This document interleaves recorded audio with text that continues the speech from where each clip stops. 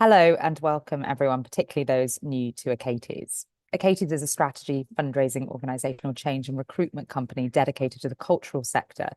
And this is the second of a two-part series bringing together our regular free monthly webinars for fundraisers, Achates Live, and our free monthly webinar for senior leaders, Achates Inspires.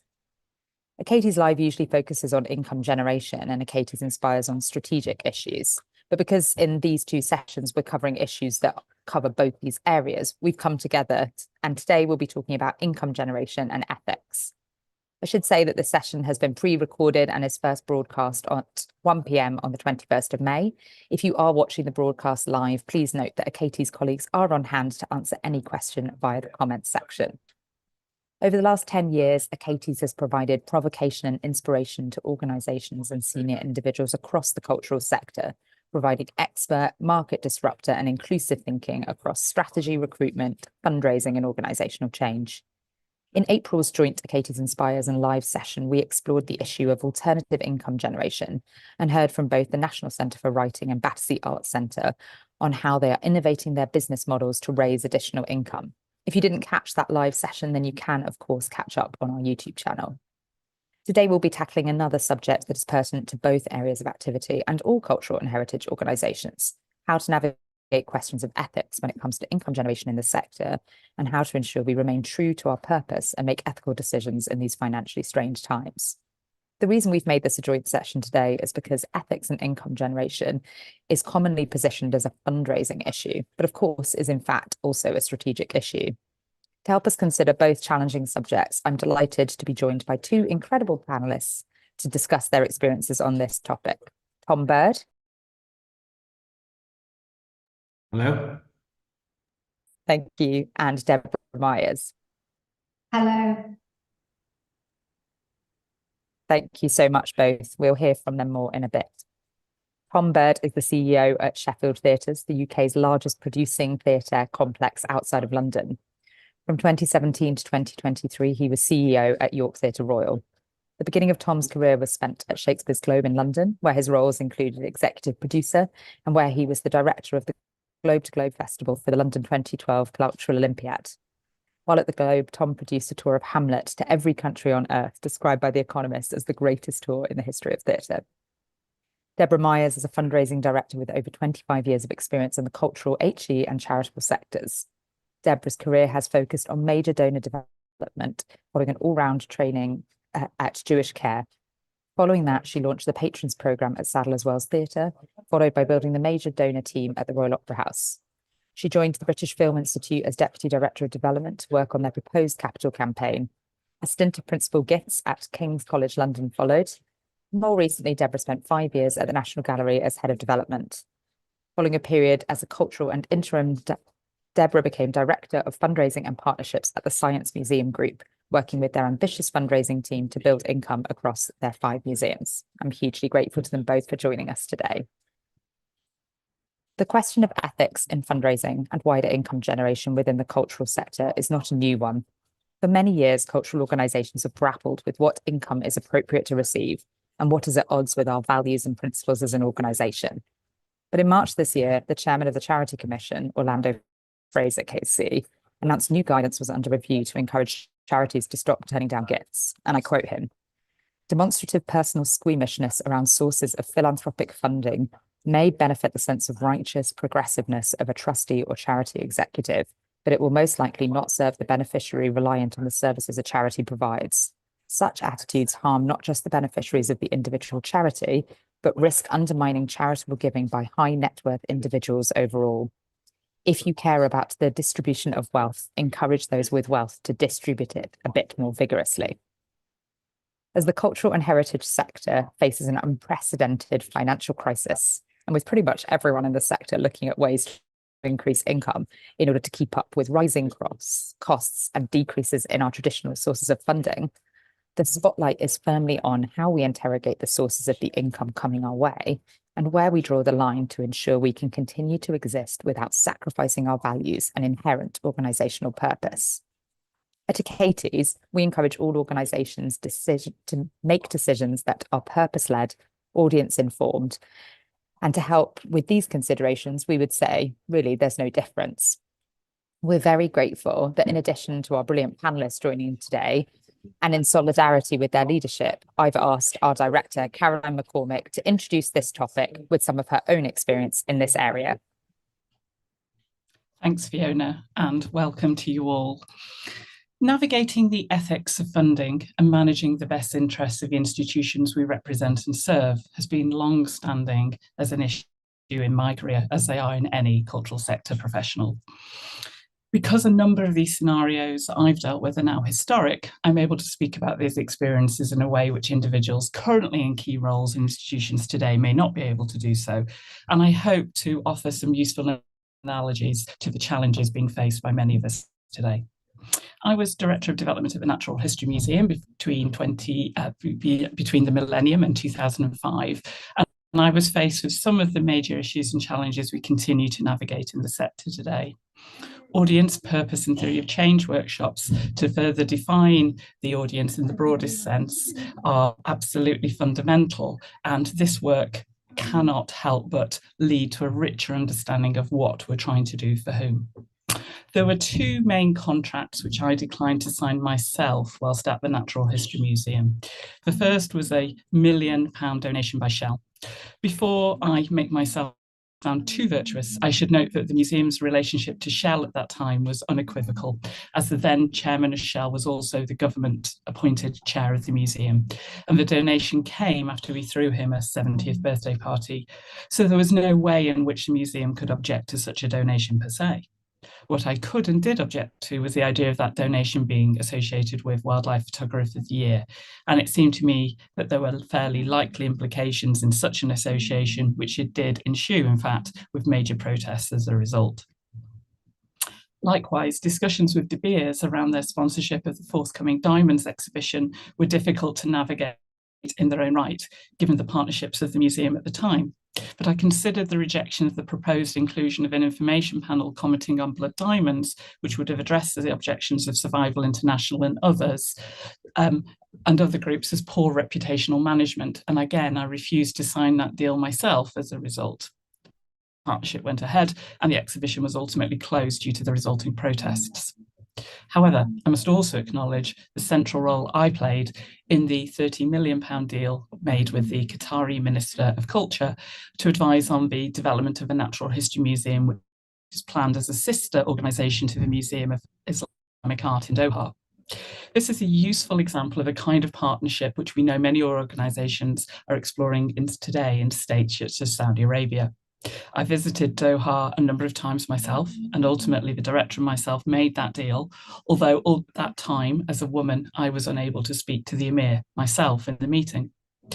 Ultimately, the museum ended the partnership when a missing Archaeopteryx wanted by Interpol was found in the National Collection, and the Minister for Culture was arrested and imprisoned, and indeed later died in prison. As the lead on the ethical review process at the museum, I was also faced with ethical questions which go beyond monetary concerns themselves, perhaps the most notable being as to whether the museum should act as the lead advisor on the development of a genocide museum in Rwanda, which would include a memorial composed of human remains, of which the museum is the leading international expert.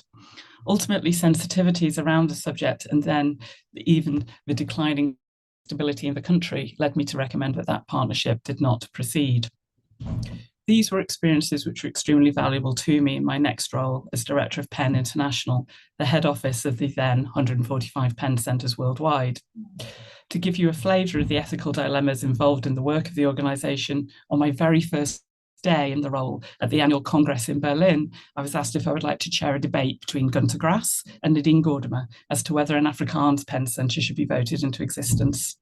It was an invitation I decided to sit out on that first day. The centre was ultimately formed, and there are a number of challenges that ensued around the use of free speech and minority language arguments being appropriated by the centre as a result. Shortly after joining, it was the 10th anniversary of the death of Ken Saro-Wiwa, one of the Ogoni 9 killed by Shell and a founder of the Nigerian PEN Centre.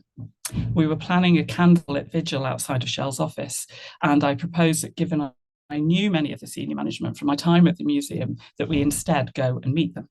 We did. And taking with us evidence of how Shell had broken agreements in the Niger Delta. The meeting was the beginning of my re-evaluation of how some corporates are willing to operate to protect their interests, and I was forced to reconsider my experiences at the museum with a different lens as a result. One of the many important principles working at Penn, where the role also came with the position of literature representative at UNESCO, was to always extend the hand of friendship and to try and bring change. And having volunteered for several years at the Emirates International Festival of Literature in Dubai and working to support that festival and becoming more embedded in the local community, I was keen to work in the region again. So when I was invited to join a team of advisors and act as a literature advisor to Saudi Arabia a number of years ago, I went.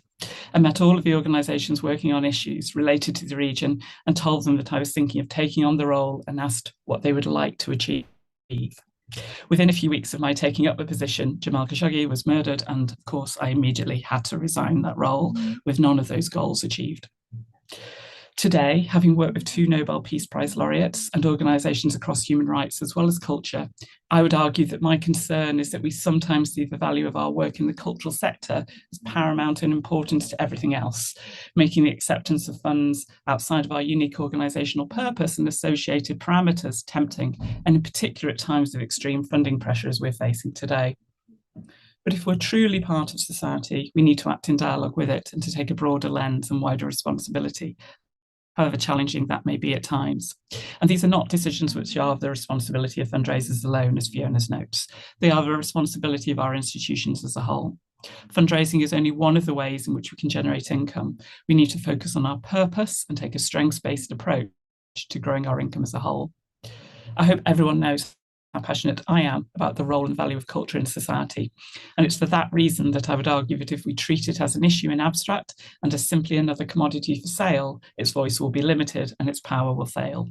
We must uphold not only the International Convention on Human Rights, but also international law by ensuring we are not knowingly contributing to human rights harm. None of these issues are simple, and we can use our voice to advocate for change, but that power is only valid if we are clear where the limits are. Ultimately, cultural organisations are not the beneficiary, but the conduit for impact and change. And it is only by working in dialogue with wider society that we can realise our potential and impact. And that means understanding our purpose and acting with integrity, as that is interpreted by our individual institutions in their purpose. Thanks, Fiona.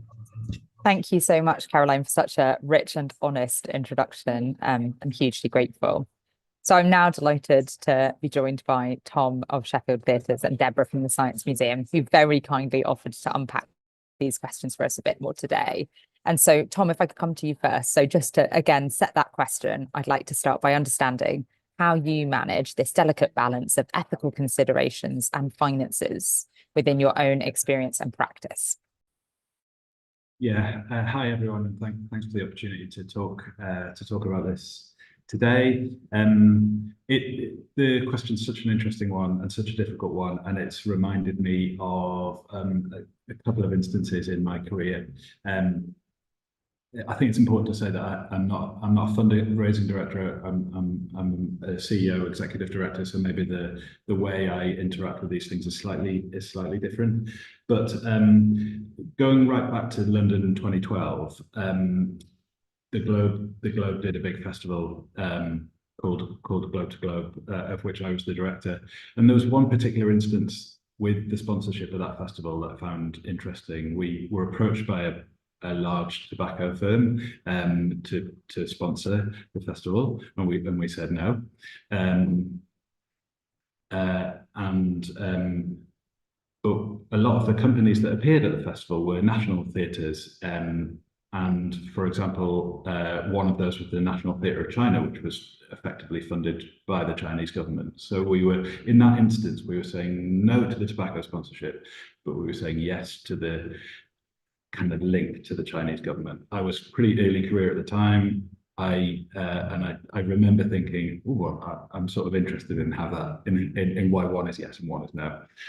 And the other one was being in York, which is a small city people will know in the north of England, where the dominant industry, delightfully, is chocolate. And you come out of the theatre, or you come out of your house in York, and the air sometimes smells of chocolate because they make Kit Kats there. But the people that make Kit Kats are Nestle.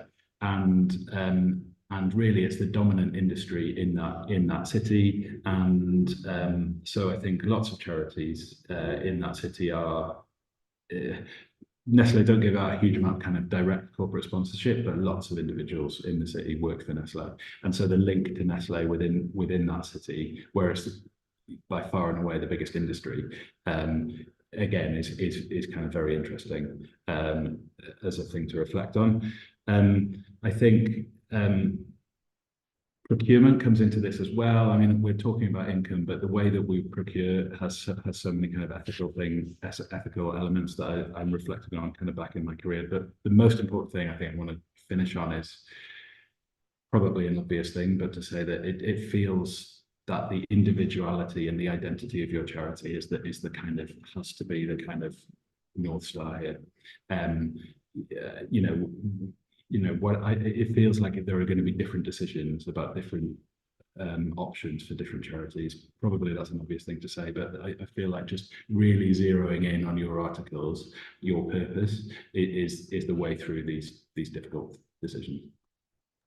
Thank you, Tom. I think that's such a good point to observe that we can't make generalized statements as an industry, because ultimately we all run different organizations. So I love that phrase, that the individuality and identity of your charity has to be your North Star. I think that's great. Thank you so much. And Deborah, if you wouldn't mind, I'd love to come to you next. Thank you. Thanks very much, Fiona, and hello, everyone. I've thought about this over many years, because having worked in the cultural sector and come across many of the challenges that many of you out there will have experienced, the one thing that I feel that I'm really benefiting from now is the fact of additional governance around this area. I think when I first came into the arts sector, there was limited recognition of the overall responsibility of the trustees in some of these decisions, or a limited action taken by them to own these decisions. And I think that has really changed, and there's considerable both engagement and support for the fundraising team in navigating what can sometimes be extremely complicated decision making. So as an example, at the Science Museum Group, we set up, it's about 18 months ago now, something that we call the Partnership Panel. What this panel does, it's a subcommittee of the main board, also has one external member, plus a number of the executives and trustees on it. And when I've been through my usual due diligence process, so the research on an individual trust or company has come to me and I've reviewed it, if there's any questions there that I feel might put the organisation at risk, then it's my responsibility to say, I'd like for the partnership panel to review this. And this could be any kind of conversation, whether it's to do with engagement with Russia, whether it's to do with energy companies, whether it's to do with source of income of an individual. It's my opportunity to say, I think this would benefit from a wider conversation. The due diligence information then gets shared with the partnership panel. We have a number of trustees with really quite a broad range of perspectives, which I think is so essential. It's no point just going into an echo chamber. You do need a diversity of views in order to help you interrogate these questions. And what has come out of those conversations are useful recommendations that are then put to the main board. And it's therefore a collective responsibility by the main board to make a decision on those areas where I thought, well, this could go one of two ways. Obviously, if I considered something to be untenable, I'll say it right at the outset and just say no. But of course, there are occasions where there might be someone else who's brought a funder to the table, and it may not be solely my decision as to whether or not I can say no. So for my team to be able to have the support, the clarity, and the wide range of opinion that our partnership panel offers has been hugely supportive in navigating what have been some quite trying times for us as an organisation who have taken on funders that some other organisations might not. But what has also supported that has been a very clear steer from the main board of trustees as to what is our strategy in terms of sponsorship. Why do we do this? Why do we engage with some organisations that others might not? And what's the impact that we're hoping to achieve by doing that? And I think both internally, where we undertake a lot of engagement with our colleagues across the organisation to answer questions that they might have about our position on sponsorship, but also externally, the wide range of blogs that we've published about our position and what we anticipate we will achieve through continuing with this particular strategy. We've definitely found a shift in, first of all, colleagues appreciating the fact that we're open about our position and that we will totally accept challenge and welcome questions and welcome engagement, but also externally, having that clarity. People may not agree with our position, and of course we totally respect the differences of opinion that people will have, but we also recognize that we have a position that we can stand up for. And I think one of the interesting things, and we may come back to this, is the difference between an organization's point of view and an organization's attitude to funding and one's own personal attitude, and how you can navigate the differences between the two. So I won't go on too much further on that. Just the one last thing I want to say is something else that we've also adopted, particularly in relation to our review of energy companies, is an independent tool called the Transition Pathway Initiative. It is funded by the Church of England Pension Board and the Environment Agency for their investors to review the transition towards net zero, towards the Paris agreements.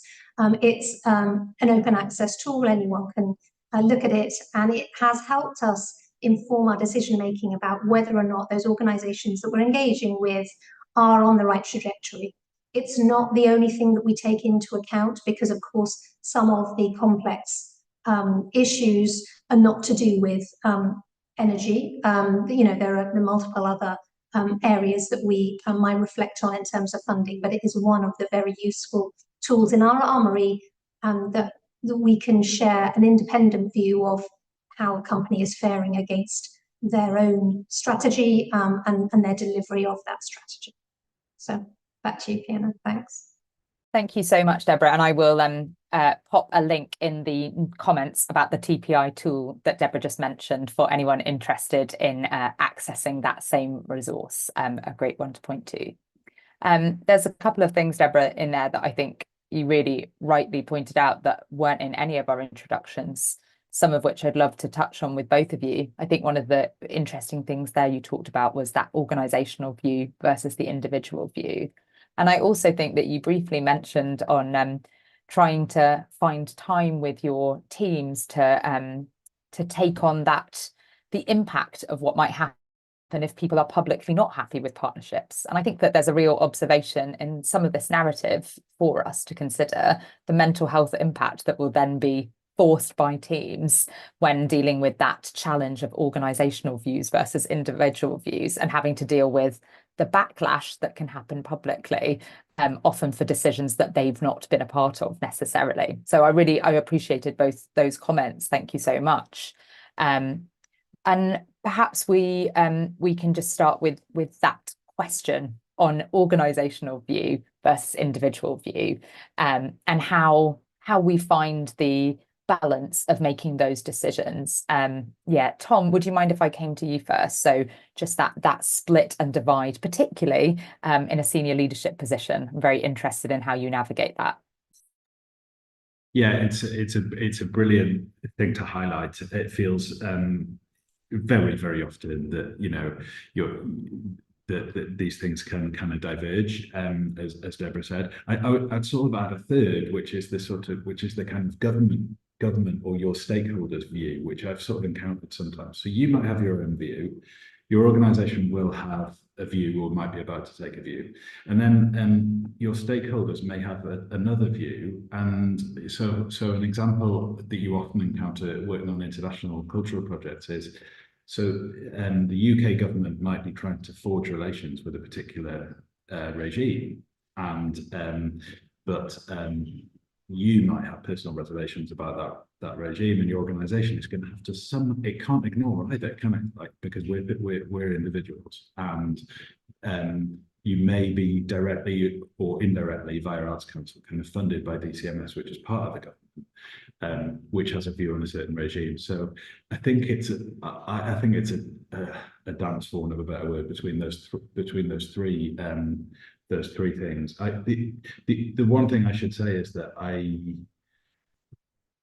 it might be too easy to kind of dismiss the personal view, and it feels like, you know, both, like, it's very much worth listening to your fundraising director and as kind of personal view, and because we all have an instinctive reaction to these things, and having a good listen to your kind of own personal voice in your head about these things, just to make sure that we're really kind of trusting that instinct at those moments that we kind of develop over years of experience.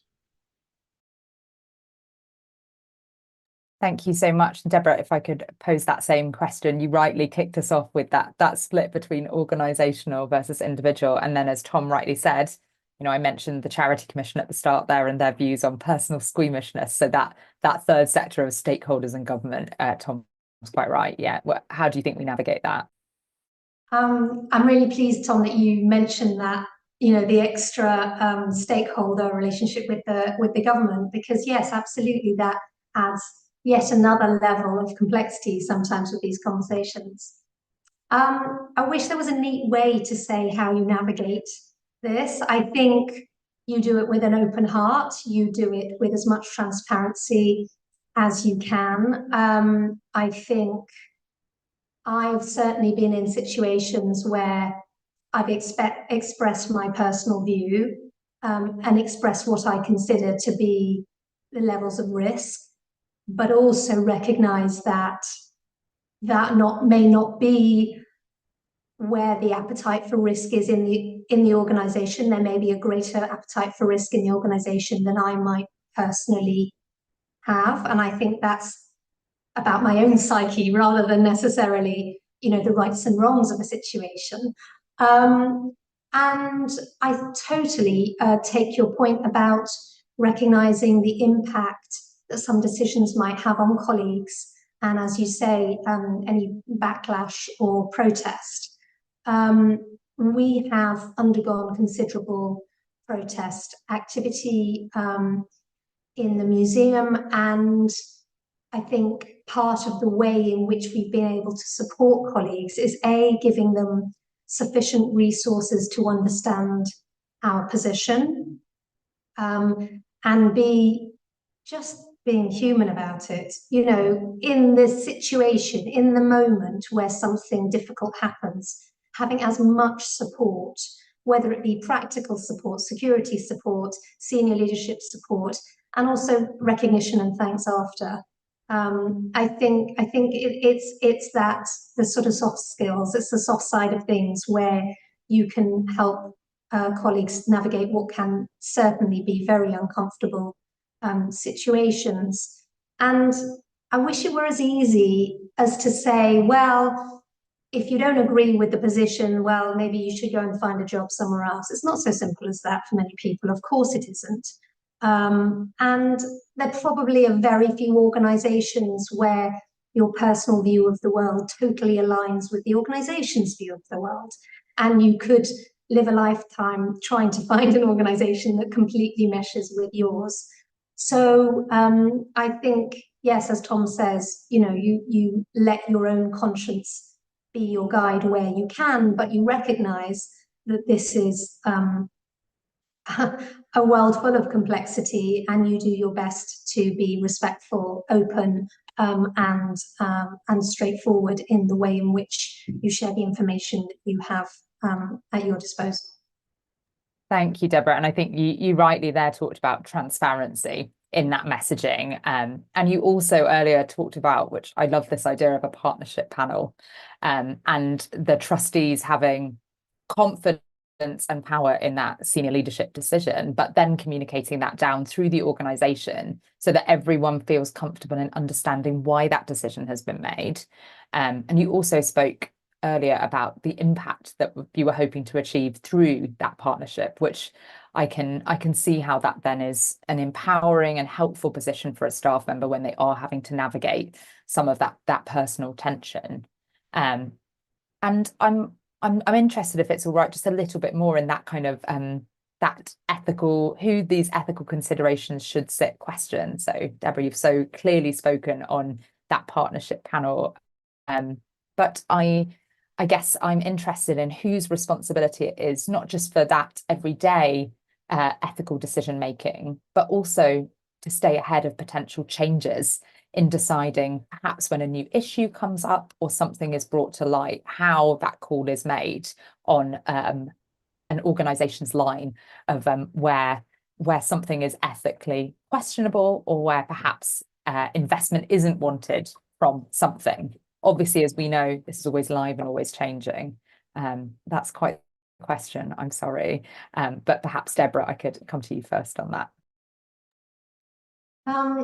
It's a great question, because I definitely feel like the landscape shifts beneath our feet moment to moment. And so some of the decisions that we made when we first launched the partnership panel, we've adjusted over time as situations have changed, as our knowledge about organisations and their impact, and also their ability to change and our ability to influence them. I think that's one of the things that I meant by impact, not necessarily the impact that the funding will have on the organisation, but the impact that the organisation can have on the partners. And I think that has been almost like the gold standard of, this is why I feel good in what I'm doing, because I know that we can challenge organizations that are not necessarily meeting where I feel, or we as an organization feel, they need to be, and we can hold them to account. And I suppose it's that ability to be able to really hold organizations to account that the sector can use as its greatest tool, and sometimes moving away from organizations reduces your power to do that, because if you disengage, then they have no reason to talk to you about their strategy, or for you to be able to shift the dial. So I think that's been a key part of what has kept me, I suppose, on my mettle in this regard, is that I feel that we have agency. And when you have agency, you feel that you can affect change. And that's been really reassuring. Thank you. That's so empowering. Caroline has always famously said that fundraising of all kinds is ultimately about facilitating relationships and finding a two-way gift that comes. So it's not just about you personally looking for a philanthropist who's going to give X amount of money, but it's also about stewarding that relationship back. And I love that word partnership in that. I think it's so important to remember that we are looking to create two-way dialogues that don't purely go one way in a donation stream, or even in a financial procurement. Tom rightly mentioned procurement earlier as another issue that definitely has to be considered for us as organisations when we're battling some of these ethical considerations. yeah, it's so important to think about that two-way partnership and the impact that hopefully for positive change that we in turn can have. Thank you. Tom, can I pose that same challenge back to you, if that's right, and just get your thoughts? Yeah, I hear so much what Deborah's saying about, about it working both ways, and if you kind of turn away or boycott, to use a kind of stronger word, like a particular partnership, then you have to accept that there is a silence that comes with that, and a kind of lack of influence that comes with that, and that may be a missed opportunity in terms of reshaping the partner on the other side. I think, well, basically, I'm massively inspired by the idea of a partnerships panel, and I just want to take that away and pinch it as a like a really good way of working. I'm sure there are art CEOs across the country, and I'm sure there are probably arts fundraising directors as well who try and take this, a lot of the pressure of this kind of decision making on their own, kind of far too much, because we all do that from time to time. And the piece about transparency that Deborah mentions feels so important, because it's the way of bringing people with you. It's not just a sort of a good way of behaving; it's also a way of saying, sometimes CEOs really must say, like, I don't know what to do here. I don't know. People are waiting for your decision, and it's fine to say, I don't know what to do here, and I'm being transparent about that, and I want to, perhaps before you even get to your board or your fundraising panel, to sit down with your development exec and a few others and just say, like, where are we going here, and what's the way through this? So lots of the same things, but just to sort of massively big up the transparency and the importance of dialogue. Thank you. And I also think you're quite right in, as CEOs, us saying, I don't know. And often that will be because that experience sits within our teams. And so our lived experience and our worldview will be different. Hopefully, we'll have a diversity of voices in the room. And often there's such value to be gained from people within our teams who can help us to navigate some of those ethical considerations. So it's a really excellent point. Thank you. Caroline, I'm going to pull you back in at this point and ask you a slightly challenging question, if you don't mind. So I'm interested in if you think perhaps we're having increasing pressures financially, and if that's forcing us as an industry to consider where ethical lines might sit, and if we're indeed moving those ethical lines as a result. Sure, absolutely. And it's a really important question. I think the answer to that is undoubtedly so. I think we clearly saw that with Sackler and the Guardian coverage of the Sackler situation, and particularly with the recent MPO round, where we saw Sackler monies continuing to flow, particularly to organisations who had lost their MPO status as a result. And I think it's really interesting. I've had extensive conversations with The Guardian where I've repeatedly asked them to post articles which I was happy to provide the context and information for, showcasing positive examples of philanthropy as well as negative ones, because of the impact that's undoubtedly having in terms of attraction to the sector. Unfortunately, of course, good news stories are rarely stories.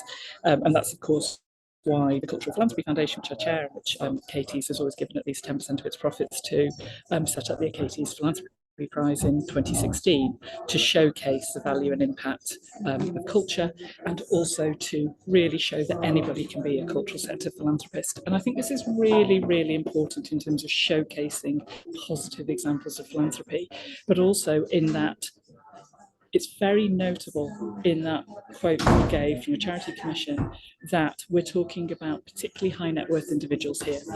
And the focus that this government has, that DCMS has, the Charity Commission has on high net worth philanthropy in particular. And of course, that's really important. I want high net worth individuals to give, and I want the sector to benefit. But ultimately, we know that the majority of money from high net worth individuals goes particularly to the 50 largest cultural organisations funded by ACE and the DCMS institutions.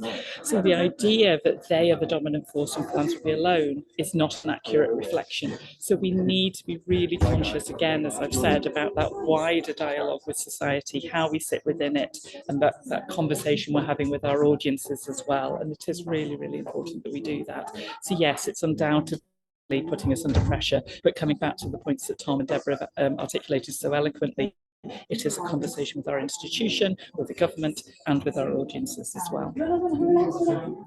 Thank you so much, Caroline.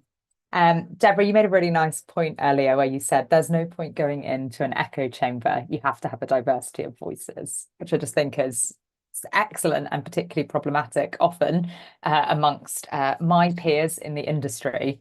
And I'm interested in how we as an industry can continue to ensure that we're making decisions that are less about the censorship of certain voices or groups and more about our ethics being aligned with our purpose. So yeah, Deborah, if I could come to you with that challenge. Our ethics being aligned with our purpose, that's a big one, Fiona, thanks. Well, it's interesting the terminology anyway, because on occasion, I've certainly felt that it's not about ethics per se. We've talked a lot amongst my peers about a donor acceptance policy rather than an ethics policy. And there's, the jury's still out on that, where do you sit with that? Because for many organizations, it might be about, I mentioned earlier, a level of risk and what going down a certain route might do for the organization. And I certainly think that the new guidance by the Charity Commission is helpful because it reaffirms the fact that we are all here in order to serve the purpose of our stated charity. And if we can best do that by working with partners to deliver either our services or the provision that we offer, is that better than the alternative? As Tom talked about, turning away from. I don't totally know the answer. I'm holding my hand up, Tom. I don't know the answer. I think that that the whole atmosphere in the sector has changed. I think that far more of my time is spent on risk management than it ever was when I first became a head of development. It's all about reputational risk. It's all about donor acceptance versus ethics. And I think it's to the detriment generally of the organisation if it means that we can't raise the levels of funds in order to be able to share the joys and the opportunities that our organisation has to share with the wider public. But by the same token, we need to be responsible. And Caroline, as you mentioned, your perspective on accepting certain monies from certain organisation changes over time. And so it's, you just can't have a fixed view. I think you've got to be open to the fact that more information might come to light over time and be willing to adjust and be flexible if that ends up being the case. Thanks, Tom. Same to you. Yeah, I don't have the answer. I think there's a few things to say. Important to say that in these straitened financial times that Caroline identifies, I mean, I don't know of many arts organisations that suddenly have, lots of kind of slightly dodgier individuals than we would have worked with before, or some regimes that we might not have worked with before, or firms we might not have worked with before, kind of knocking down our door suddenly. And so it doesn't feel like, to me, like there are loads of decisions that are suddenly kind of there at the door, ready for us to take. But maybe that will happen if public funding continues the way it's going. I don't know. I think I think an obvious thing to say is that organizations, particularly big organizations, will struggle to be free of like ethical implications. And and that's why I think the idea of a donor acceptance policy that Deborah brings up, no one wants to create loads more work for everyone, but like if you have a donor acceptance policy and you have a procurement policy, rather than trying to have a kind of like umbrella ethics policy, like that does probably feel like a more useful way through all of this, because you might be saying no to this particular donation, but who do you bank with? Who does the bank that you bank with invest in? Where do they operate? I mean, it's really really tough, isn't it? And for a big organisation, I think you're going to struggle to sort of avoid those ethical complications, and that makes me attracted to the idea of. It's hard because you don't want to get too far away from like having a core purpose and having a direction of travel and having a firm set of values. But having a donor acceptance policy that might be maybe slightly different from how your procurement works feels pretty useful. Thank you. And I think it's a really good point again to circle back to procurement. And I'm very much interested in this, how ethics sits not just as a fundraising issue, but as a strategy issue. And I think that often we focus on income generation and don't focus on our expenditure. And actually, there's such huge decisions that we're making as organizations about how we spend our money that often don't have the same ethical guidance or ethical considerations. And so, as you rightly say, Tom, that could be a question of who do you bank with, as much as it's quite challenging to ask often people who the pension provider is at their organization, and they may not know the implications around that particular issue. Fiona, I was just going to jump in on that very point and say that Caroline. At Achates, I have a separate pension to the staff pension scheme as director, and I changed my pension scheme to be entirely green a couple of years ago, which meant I lost 25% of my pension last year. And we discussed that with the team because the team wanted to consider a green approach, and it's a very difficult decision. These kinds of principles, they're not easy to take, and believe me, when I lost 25% of my pension, there was a deep breath moment. So they're complicated issues, and as Tom says, they're constant. Absolutely. Thank you, Caroline. And it's such an important point for us to consider the impact that we also as leaders are having on our wider organization when we make these decisions, including financially for perhaps junior staff or staff with different salary brackets that to sometimes our own or trustees in the making of these decisions. Just as a kind of a final thought on all of it, just to tie some of these together, I think we've already touched on so many of these, but I'd love to think about purposeful ways forward. And so with that in mind, I'd love to ask, how do you make a decision when there is a real financial crush, a real pinch point in your organization on whether to solicit income from a wider source? Are there particular processes that you would advise for people to follow? Deborah, you've already quite cohesively spoken about this, but I'd love to come to you first with that.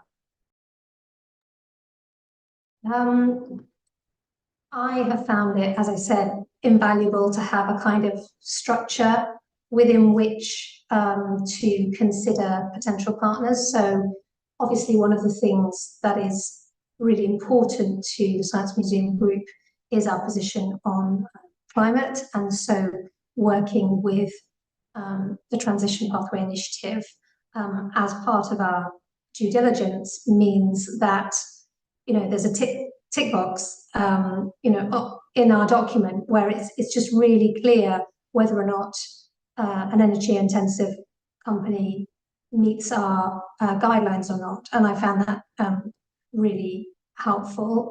That said,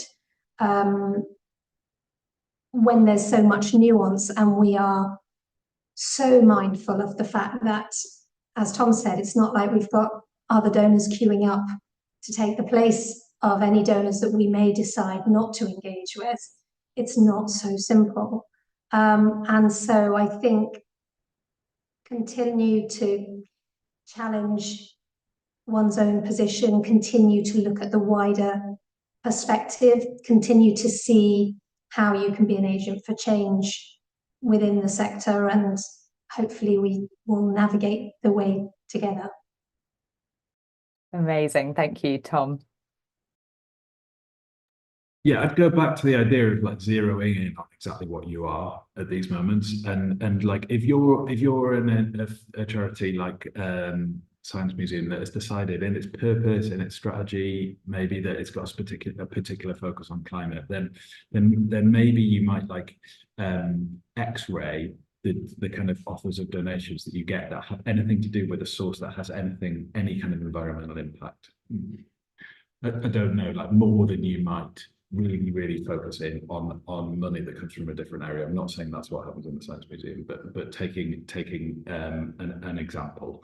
And the reason I mentioned procurement is a couple of times is I look back at a decision that was quite far down an organisation that I was CEO of, which was about whether you take plastic cups into the theatre, and it was like whether we had sort of kind of plant starch sustainable cups at this moment, and for reasons like sort of complicated reasons, our budget boiled down to whether we were going to do this or we were going to have an extra free 5 assisted places in our youth theatre for children.